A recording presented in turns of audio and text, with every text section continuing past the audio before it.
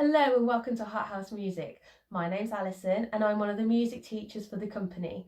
I'm here today to show you a little bit more about the ukulele and introduce you some of the online courses that we are going to have available very soon.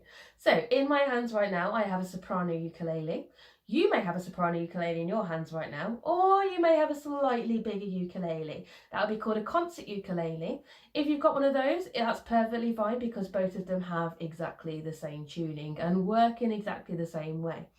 So I'm going to show you some of the basics, so how to tune your ukulele, what the string names are, how to hold your ukulele, and the basic strumming pattern for it, and what we have to do with our fingers to get a good sound from it.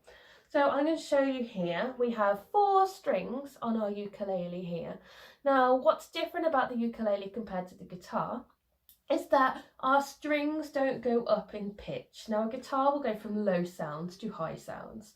The ukulele starts with a kind of a middle sound and then it goes lower, then it starts to get higher again. All right, that's why it's really important to know if your ukulele is tuned. So you can either use a piano to do something like that, or there is a clip-on tuner that you can have that you would use for a guitar as well that just goes on the end and tells you what notes to play. But you need to be able to know the string names to be able to use that. So our string names, I'm going to use some words to help us, and that's giraffes can eat apples. Giraffes can eat apples are our string names. So our first one is giraffes. Next one, can, C, eat, E, and A, apples.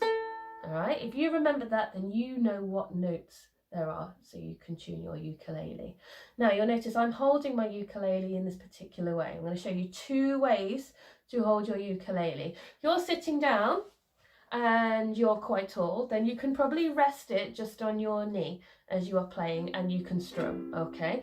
Another way of doing it is my preferred way of doing it. You're going to go about halfway up your arm. And it's almost like you're giving your ukulele a bit of a hug. So you're going to have halfway up your arm, you're going to hold it like that, which is great for when you strum. You'll notice that my hand, this part of it is resting just on here. I don't want to squash any of the strings, because if I squash any of the strings, it's going to make a different sound. So if you're going to do an open strum, you want to make sure that your fingers are not touching the strings. So once you are holding it nicely, you've got to figure out how to actually strum it. Now, there are usually a couple of ways of strumming. The best way that we are going to use at the moment is using our pointer finger, our first finger, all right? And you're going to use the nail of that pointer finger. You're going to go over the sound hole. So this is the sound hole. This is really important.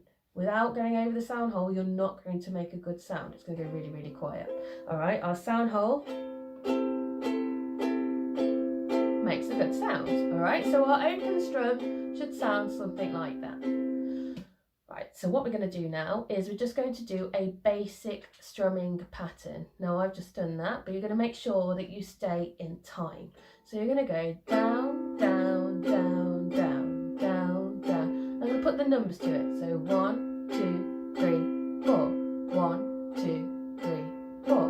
1, 2, 3, 4. You may want to pause the video right now just so you can have a go yourself and see if you can stay in time, either with yourself, or if you're next to somebody, why not try strumming and see if you can stay in time with them too.